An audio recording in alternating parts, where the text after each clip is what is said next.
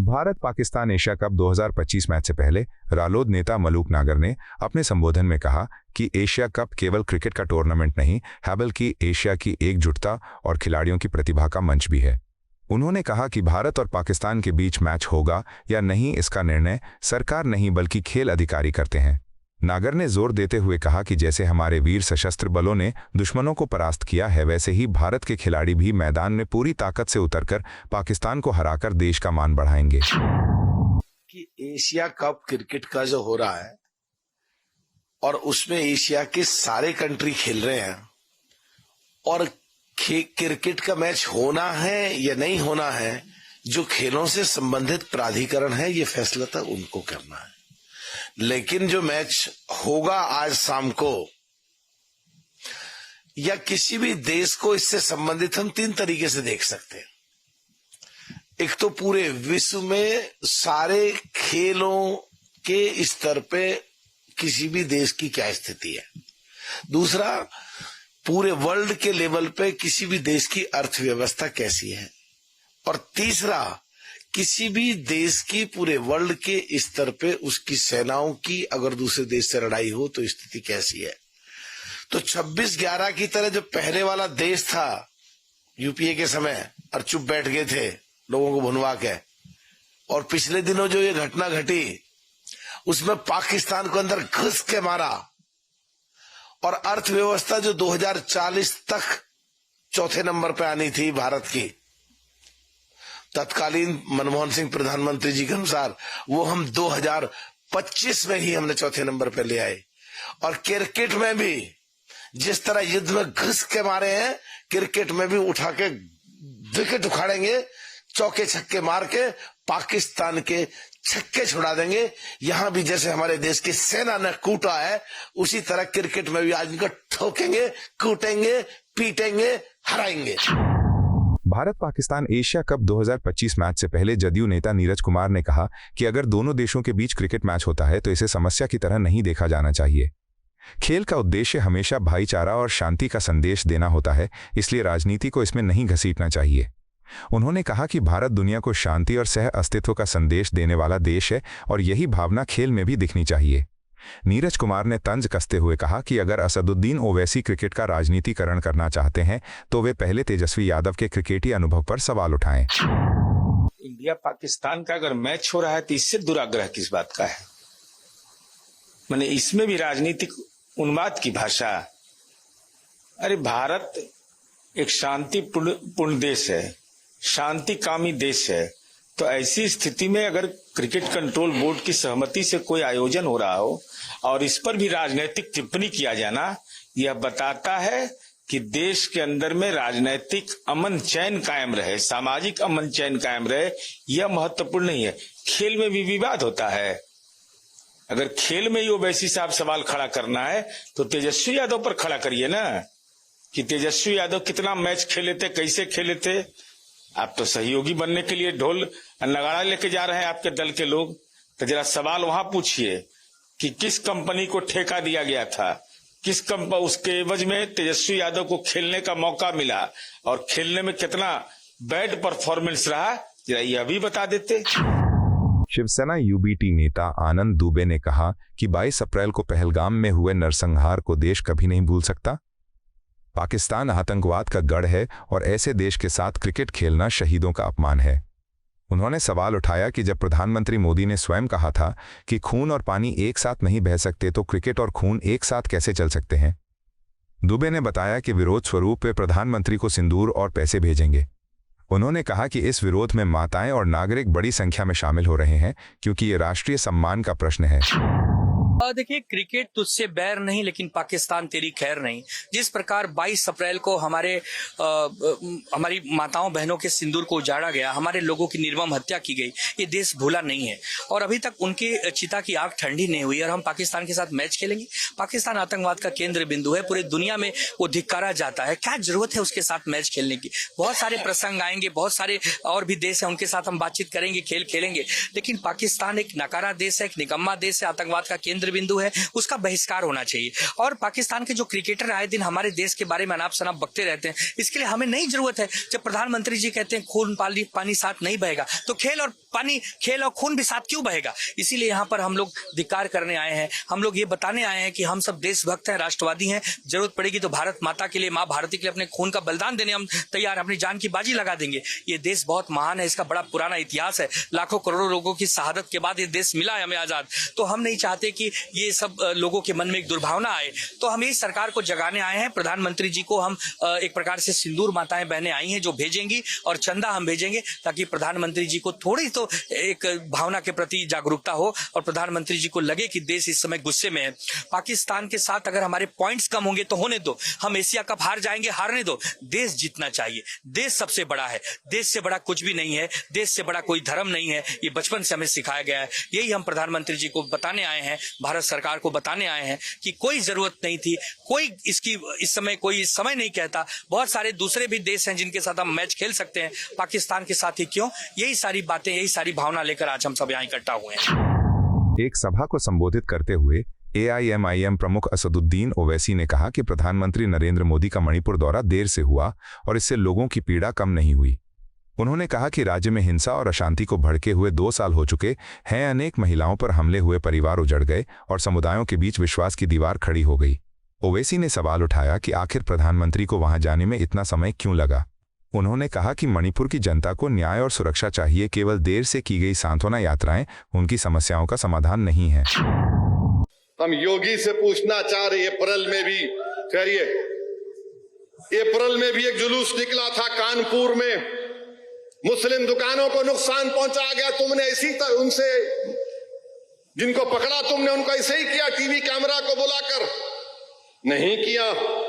मेरे अजीज दोस्तों और बुजुर्गों, 2 साल के बाद वजीर आजम मणिपुर को गए, बहुत देर कर दी मेहरबान आते आते। मणिपुर को गए, सौों की तादाद में औरतों की इज्जत लूटी गई। देश के वजीर आजम 2 साल के बाद उनको ख्याल आया। मेरे अजीज दोस्तों और बुजुर्गों, कर्नाटका के सीएम मीलाद की महफिल में एक मिनिस्टर के साथ आते हैं और मिनिस्टर साहब उलमाए कराम को बोलते, उठो उठो सीएम साहब आ गए। विश्व हिंदू रक्षा परिषद के अध्यक्ष गोपाल राय ने Bharat Pakistan Asia cup 2025 match से पहले अपने संबोधन में कहा कि आज पूरा देश एकजुट होकर अपने खिलाड़ियों के साथ खड़ा है। उन्होंने कहा कि 140 करोड़ भारतीयों की दुआएं और आशीर्वाद टीम इंडिया के साथ हैं। गोपाल राय ने विश्वास जताया कि हमारे खिलाड़ी साहस और दृढ़ संकल्प के साथ मैदान में उतरेंगे और पाकिस्तान को करारी हार देंगे। उन्होंने युवाओं से अपील की कि वे खेल को केवल मनोरंजन न मानकर राष्ट्रीय गौरव के रूप में देखें और गर्व से हर जगह भारत विजय का नारा लगाएं। देखिए, विरोध 1% लोग कर रहे हैं। देश में 140 करोड़ हमारे जनता है जो निश्चित रूप से प्रधानमंत्री मोदी जी के साथ है और हमारे खिलाड़ियों के साथ है, सेना के साथ है। जिस तरह से ऑपरेशन सिंदूर बना करके पाकिस्तान के अंदर घुस करके हमारी सेना ने मारा था, उसी तरह से आज पाकिस्तान बुरी तरह से हारेगा। हमारे खिलाड़ी जो भारतीय खिलाड़ी हैं उनको भगवान इतनी ऊर्जा दे, इसलिए आज हम लोगों ने हवन यज्ञ विश्व हिंदू रक्षा परिषद के तत्वाधान में आयोजित किया है, जिसमें वो प्रचंड झटके में, ये पहले झटके में पाकिस्तान को हरा देंगे। निश्चित रूप से पाकिस्तान हारेगा और भारत जीतेगा, हिंदुस्तान जीतेगा। उसी की कामना के लिए हम लोग यहाँ हवन यज्ञ कर रहे हैं। हिंदी दिवस के अवसर पर केंद्रीय गृह मंत्री अमित शाह ने कहा कि हिंदी हमारी सांस्कृतिक आत्मा से जुड़ी है और स्वतंत्रता संग्राम से लेकर आज तक राष्ट्र की एकता की ध्वजवाहक रही है। उन्होंने कहा कि वंदे मातरम और जय हिंद जैसे नारे हमारी भाषाई चेतना से उपजे और स्वतंत्र भारत के स्वाभिमान के प्रतीक बने।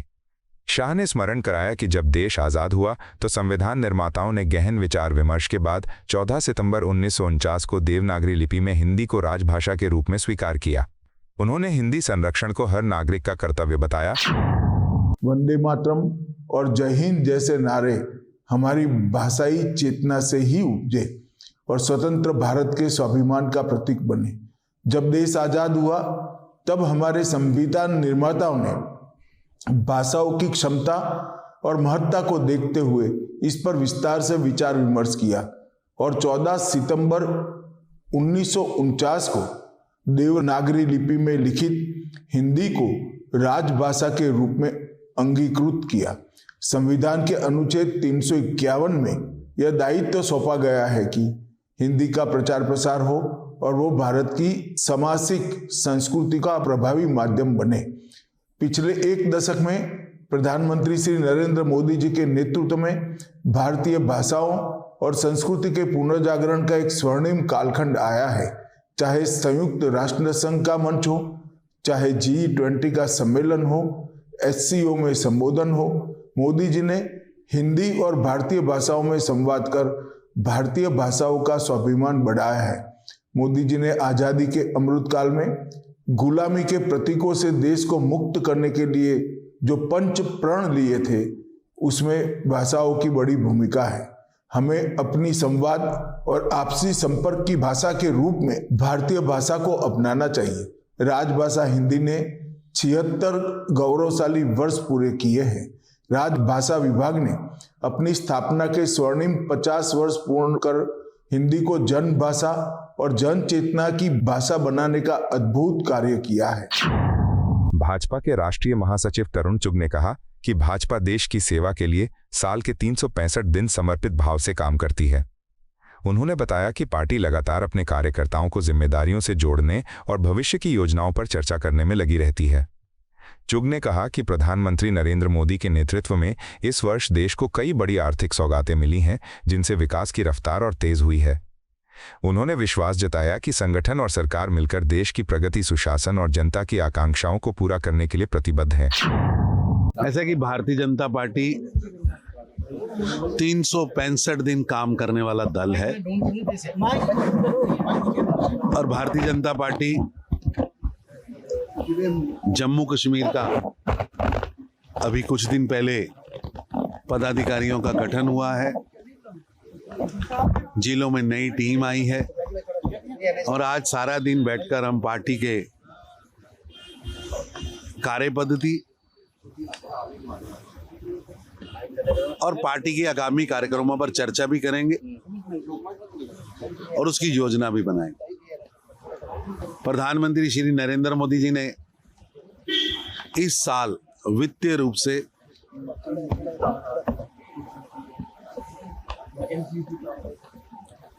कई बड़े तोहफे दिए, जैसे 12 लाख रुपया इनकम टैक्स फ्री।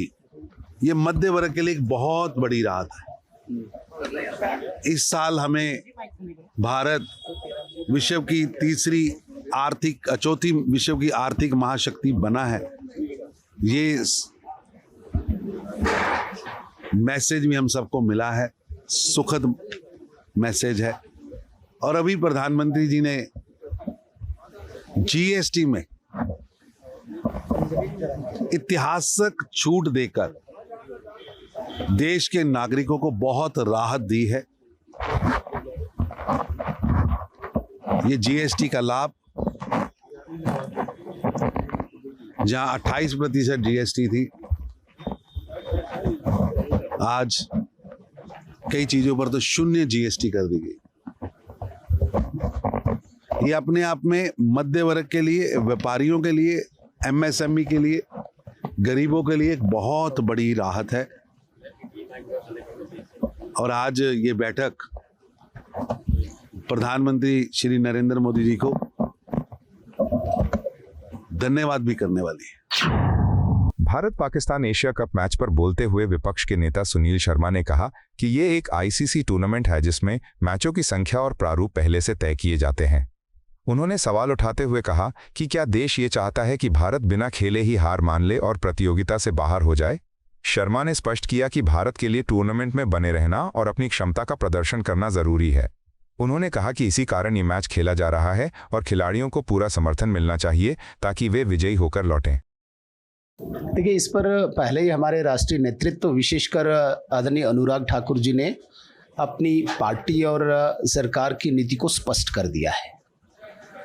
तो ऑटोमेटिकली हम भी उसी वक्तव्य के साथ हैं, जिस प्रकार से उन्होंने टेक्निकली भी स्पष्ट कर दिया है कि इसमें जो ये ICC मैच करवाती है, इसमें नंबर गेम होता है। तो क्या आप चाहेंगे कि भारत न खेल के पिछड़ जाए?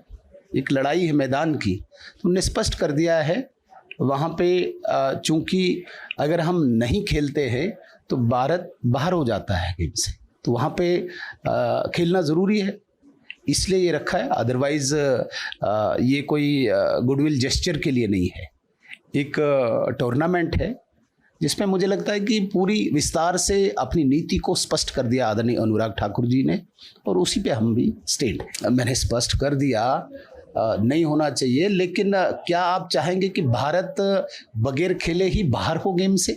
चाहेंगे आप? तो वहाँ मजबूरी है, इसलिए खेल रहे हैं। हिंदी दिवस के अवसर पर भाजपा सांसद दिनेश शर्मा ने कहा कि गुजरात की पावन धरती से कई महान व्यक्तित्व उभरे हैं, जिनमें लौह पुरुष सरदार वल्लभ भाई पटेल शामिल हैं, जिन्होंने राष्ट्रीय एकता और देश निर्माण में ऐतिहासिक योगदान दिया। उन्होंने कहा कि महात्मा गांधी ने समाज और राजनीति के मंचों से हिंदी को राष्ट्रभाषा और राजभाषा के रूप में स्थापित करने के लिए निरंतर प्रयास किए।